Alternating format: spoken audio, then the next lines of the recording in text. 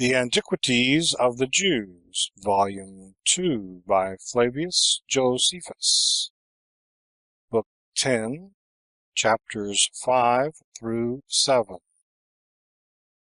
Chapter 5. How Josiah fought with Neco, king of Egypt, and was wounded and died in a little time afterward, as also how Neco carried Jehoahaz, who had been made king, into Egypt, and delivered the kingdom to Jehoiakim, and lastly, concerning Jeremiah and Ezekiel. Now Neco, king of Egypt, raised an army, and marched to the river Euphrates, in order to fight with the Medes and the Babylonians, who had overthrown the dominion of the Assyrians, for he had a desire to reign over Asia. Now when he was come to the city Mendes, which belonged to the kingdom of Josiah, he brought an army to hinder him from passing through his own country, in his expedition against the Medes. Now Neco sent a herald to Josiah, and told him that he did not make this expedition against him, but was making haste to Euphrates, and desired that he would not provoke him to fight against him, because he obstructed his march to the place whither he had resolved to go. But Josiah did not admit of this advice of Neco, but put himself into a posture to hinder him from his intended march. I suppose it was fate that pushed him on this conduct, that it might take as he was setting his army in array, and rode about in his chariot from one wing of his army to another, one of the Egyptians shot an arrow at him, and put an end to his eagerness of fighting.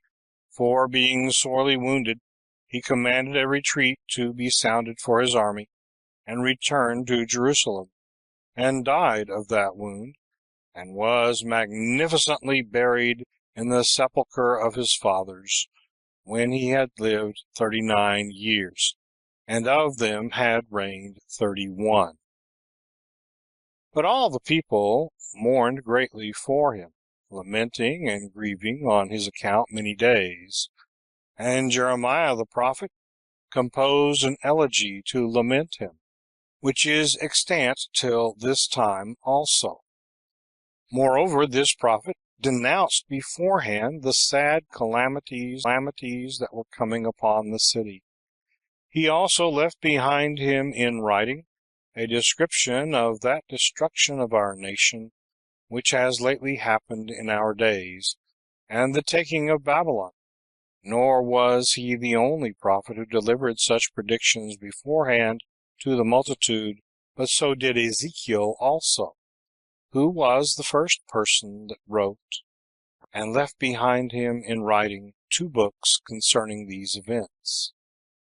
Now these 2 prophets were priests by birth, but of them Jeremiah dwelt in Jerusalem from the 13th year of the reign of Josiah, until the city and temple were utterly destroyed.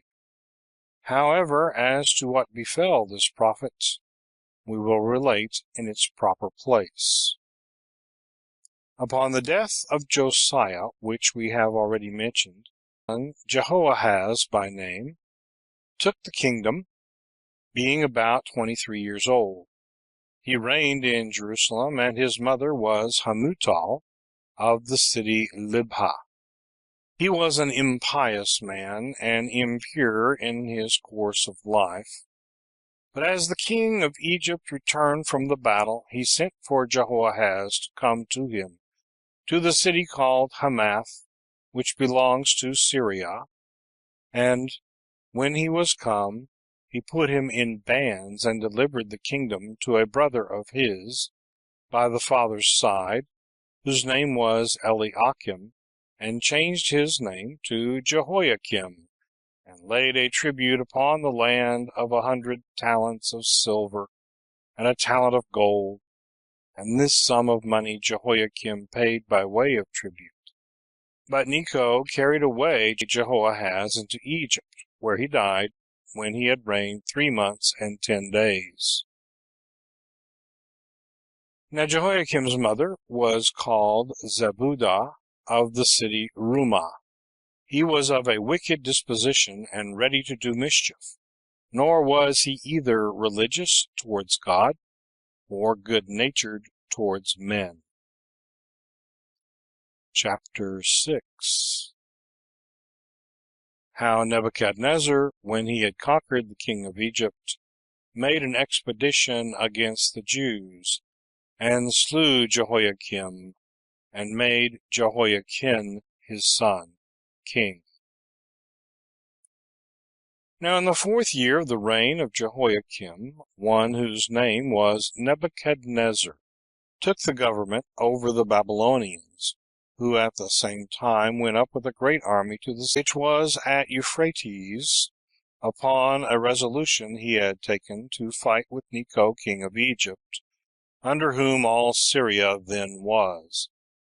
And when Neco understood the intention of the king of Babylon, and that this expedition was made against him, he did not despise his attempt, but made haste, with a great band of men, to Euphrates, to defend himself from Nebuchadnezzar. And when they had joined battle, he was beaten, and lost many 10,000s of his soldiers in the battle. So the king of Babylon passed over Euphrates, and took all Syria, as far as Pelusium, excepting Judea. But when Nebuchadnezzar had already reigned 4 years, which was the 8th of Jehoiakim's government over the Hebrews, the king of Babylon made an expedition with mighty forces against the Jews, and required tribute of Jehoiakim, and threatened upon his refusal to make war against him. He was affrighted at his threatening, and bought his peace with money, and brought the tribute he was ordered to bring for 3 years. But on the 3rd year, upon hearing that the king of the Babylonians made an expedition against the Egyptians, he did not pay his tribute. Yet was he disappointed of his hope, for the Egyptians durst not fight at this time. And indeed the prophet Jeremiah foretold every day how vainly they relied on their hopes from Egypt, and how the city would be overthrown by the king of Babylon, and Jehoiakim the king would be subdued by him. But what he thus spake proved to be of no advantage to them, because there were none that should escape, for both the multitude and the rulers, when they heard him, had no concern about what they heard, but being displeased at what was said, as if the prophet were a diviner against the king, they accused Jeremiah, and bringing him before the court, they required that a sentence and a punishment might be given against him. Now all the rest gave their votes for his condemnation, but the elders refused, who prudently sent away the prophet from the court of the prison, and persuaded the rest to do Jeremiah no harm, for they said that he was not the only person who foretold what would come to the city, but that Micah signified the same before him, as well as many others, none of which suffered anything of the kings that then reigned, but were honored as the prophets of God. So they mollified the multitude with these words, and delivered Jeremiah from the punishment to which he was condemned. Now when this prophet had written all his prophecies, and the people were fasting and assembled at the temple, on the 9th month of the 5th year of Jehoiakim, he read the book he had composed of his predictions of what was to befall the city and the temple and the multitude. And when the rulers heard of it, they took the book from him, and bid him and Baruch the scribe to go their ways, lest they should be discovered by one or other. But they carried the book and gave it to the king. So he gave order in the presence of his friends that his scribe should take it, and his friends, that his scribe should take it and read it? When the king heard what it contained, he was angry, and tore it, and cast it into the fire, where it was consumed. He also commanded that they should seek for Jeremiah and Baruch the scribe, and bring them to him, that they might be punished. However, they escaped his anger. Now a little time afterwards, the king of Babylon made an expedition against Jehoiakim, whom he received into the city, and this out of fear of the foregoing predictions of this prophet, as supposing he should suffer nothing that was terrible, because he neither shut the gates nor fought against him. Yet when he was come into the city, he did not observe the covenants he had made, but he slew Jehoiakim, whom he commanded to be thrown before the walls without any burial, and made his son Jehoiachin king of the country and of the city. He also took the principal persons in dignity for captives, 3,000 in number, and led them away to Babylon, among which was the prophet Ezekiel, who was then but young.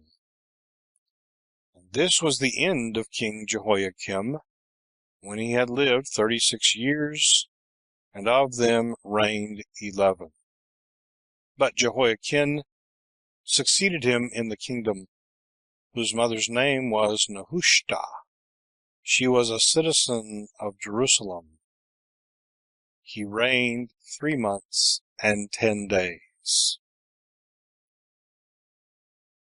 Chapter 7. Reigned 3 months and 10 days. Chapter 7.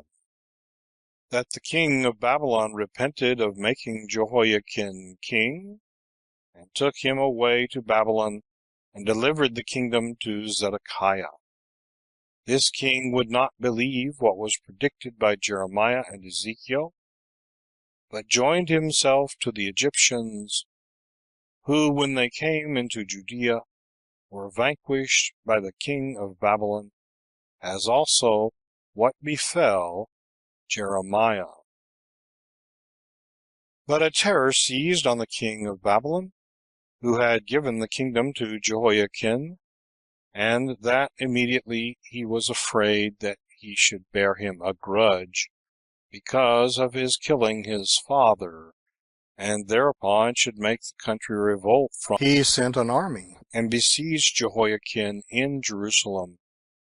But because he was of a gentle and just disposition, he did not desire to see the city endangered on his account, but he took his mother and kindred, and delivered them to the commanders sent by the king of Babylon, and accepted of their oaths, that neither should they suffer any harm, nor the city, which agreement they did not observe for a single year.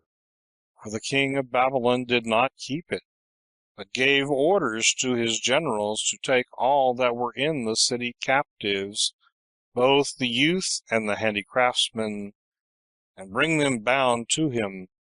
Their number was 10,832, as also Jehoiachin and his mother and friends, and when them in custody, and appointed Jehoiachin's uncle Zedekiah to be king, and made him take an oath that he would certainly keep the kingdom for him, and make no innovation, nor have any league of friendship with the Egyptians. Now Zedekiah was 21 years old when he took the government, and had the same mother with his brother Jehoiakim, but was a despiser of justice and of his duty, for truly those of the same age with him were wicked about him, and the whole multitude did what unjust and insolent things they pleased, for which reason the prophet Jeremiah came often to him, and protested to him, and insisted that he must insisted that he must leave off his impieties and transgressions, and take care of what was right, and neither give ear to the rulers, among whom were wicked men, nor give credit to their false prophets, who deluded them, as if the king of Babylon would make no more war against them, and as if the Egyptians would make war against him and conquer him, since what they said was not true, and the events would not prove such as they expected. Now as to Zedekiah himself, while he heard the prophet speak, he believed him, and agreed to everything as true, and supposed it was for his advantage. But then his friends perverted him, and dissuaded him from what the prophet advised, and obliged him to do what they pleased. Ezekiel also foretold in Babylon what calamities were coming upon the people, which, when he heard, he sent accounts of them unto Jerusalem. But Zedekiah did not believe their prophecies for the reason following. It happened that the two prophets agreed with one another in what they said, as in all other things, that the city should be taken, and Zedekiah himself should be taken captive. But Ezekiel disagreed with him, and said that Zedekiah should not see Babylon, while Jeremiah said to him that the king of Babylon should carry him away thither in bonds. Now when Zedekiah had preserved the league of mutual assistance for 8 years, he brake it, and revolted to the Egyptians, in hopes, by their assistance, of overcoming the Babylonians. When the king of Babylon knew this, he made war against him. He laid his country waste, and took his fortified towns, and came to the city Jerusalem itself to besiege it. But when the king of Egypt heard what circumstances Zedekiah his ally was in, he took a great army with him, and came into Judea, as if he would raise the siege, upon which the king of Babylon departed from Jerusalem, and met the Egyptians, and joined battle with them, and beat them. And when he had put them to flight, he pursued them, and drove them out of all Syria. The king of Babylon was departed from Jerusalem. The false prophets deceived Zedekiah, and said that the king of Babylon would not any more make war against him or his people, nor remove them out of their own country into Babylon, and that those then in captivity would return, with all those vessels of the temple of which the king of Babylon had despoiled that temple.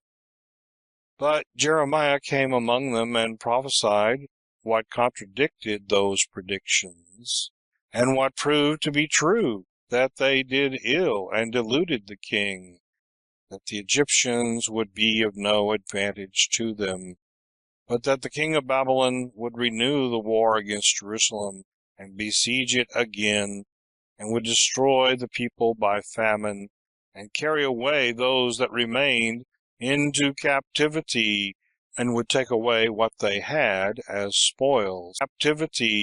And would take away what they had as spoils, and would carry off those riches that were in the temple. Nay, that besides this he would burn it, and utterly overthrow the city, and that they should serve him and his posterity 70 years. That then the Persians and the Medes should put an end to their servitude, and overthrow the Babylonians, and that we shall be dismissed, and return to this land, and rebuild the temple, and restore Jerusalem. When Jeremiah said this, the greater part believed him, but the rulers and those that were wicked despised him, as one disordered in his senses. Now he had resolved to go elsewhere to his own country, which was called Anathoth, and was 20 furlongs distant from Jerusalem. And as he was going, one of the rulers met him, and seized upon him, and accused him falsely, as though he were going as a deserter to the Babylonians. But Jeremiah said that he accused him falsely, and added that he was only going to his own country. But the other would not believe him, but seized upon him, and led him away to the rulers, and laid an accusation against him, under whom he endured all sorts of torments and tortures, and was reserved to be punished. And this was the condition he was in for some time, while he suffered what I have already described unjustly. Now in the 9th year of the reign of Zedekiah, on the 10th day of the 10th month, the king of Babylon against Jerusalem, and lay before it 18 months, and besieged it with the utmost application. There came upon them also 2 of the greatest calamities at the same time that Jerusalem was besieged, a famine and a pestilential distemper, and made great havoc of them. And though the prophet Jeremiah was in prison, he did not rest, but cried out, and proclaimed aloud, and exhorted the multitude to open their gates, and admit the king of Babylon, for that if they did so, they should be preserved, and their whole families; but if they did not so, they should be destroyed. And he foretold that if any one stayed in the city, he should certainly perish by one of these ways, either be consumed by the famine, or slain by the enemy's sword; but that if he would flee to the enemy, he should escape death. Yet did not these rulers who heard believe him, even when they were in the midst of their sore calamities. But they came to the king, and in their anger informed him what Jeremiah had said, and accused him, and complained of the prophet as of a madman, and one that disheartened their minds, and by the denunciation of miseries weakened the alacrity of the multitude, who were otherwise ready to expose themselves to dangers for him and for their country, while he, in a way of threatening, warned them to flee to the enemy, and told them that the city should certainly be taken and be utterly destroyed.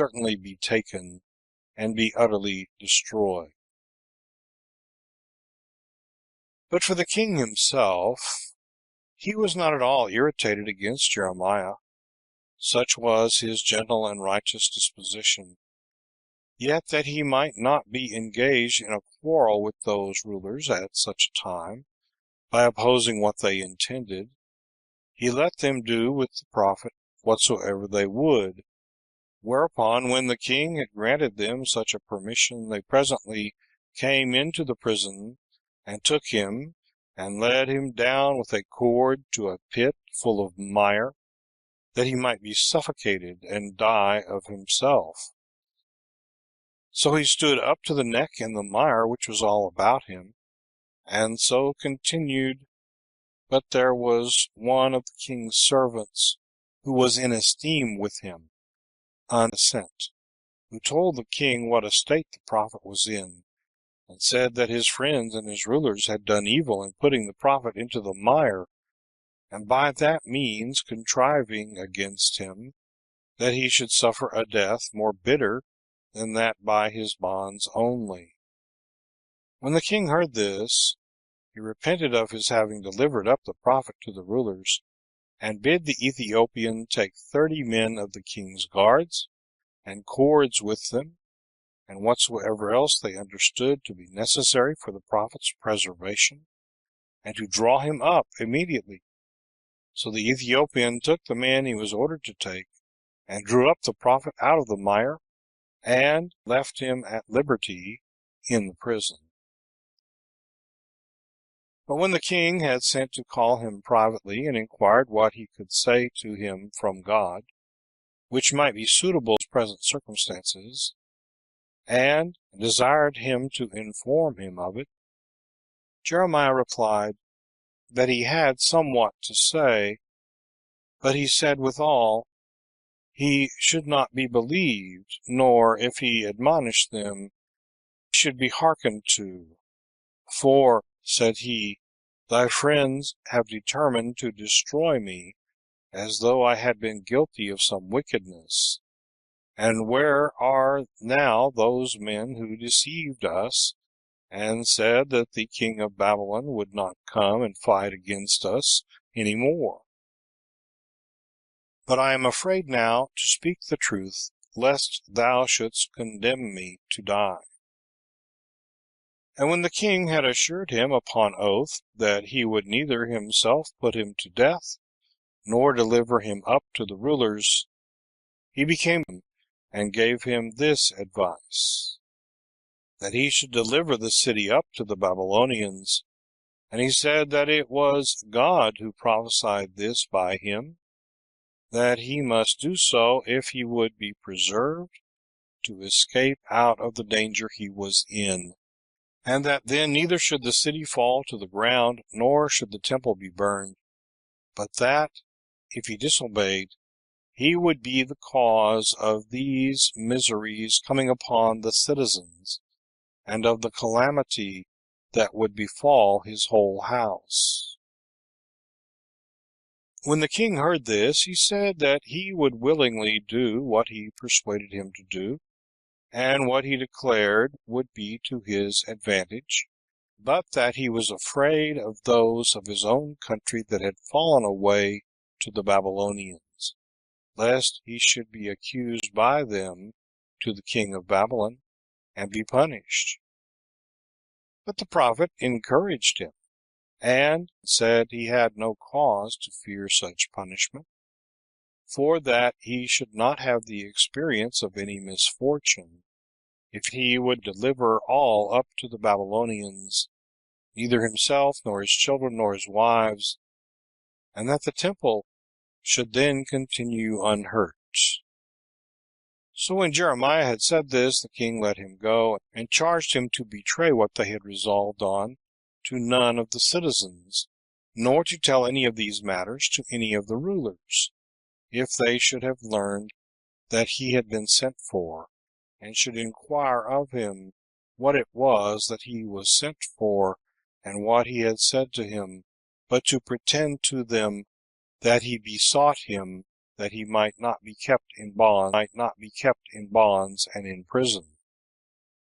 And indeed he said so to them, for they came to the prophet and asked him what advice it was that he came to give the king related to them. And thus I have finished what concerns this matter. End of Book 10, chapters 5 through 7.